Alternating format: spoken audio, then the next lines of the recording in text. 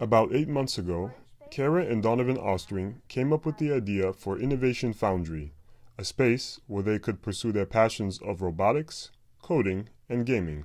We all really like technology a lot, and we realize there aren't really many places for kids to hang out after school except for home or school.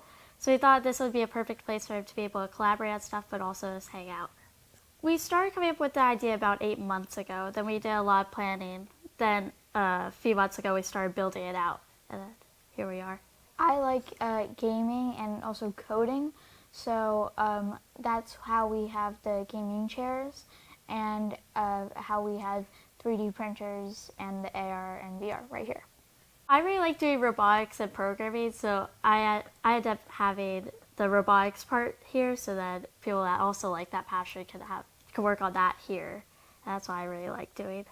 And we have three 3D printers that anybody can use, and they can print off anything that they want. Those are pretty cool. Then we also have a laser cutter, which can cut and engrave anything, so people can use that as much as they want as well.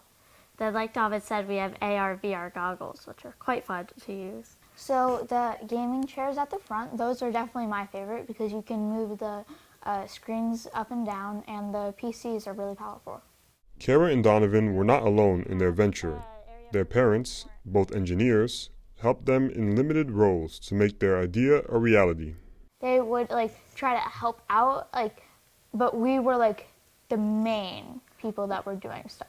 They definitely helped with finding the place, like a building for it, and where to get the furniture from, things like that. Despite the achievement of creating a tech space in Summit, the founders don't think of themselves as entrepreneurs.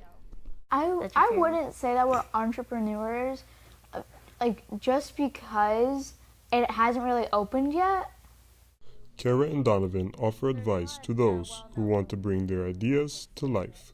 I would say don't worry about it, just try it out. If it doesn't work, you can always just redo it if you want. If you wanted to start up your own business, it's definitely going to be a lot of hard work, and a lot of people will underestimate it, but you still have to push through to try to finish. I'm really excited for the opening, but I'm also quite nervous to talk to everyone that's coming in and see how they react to it.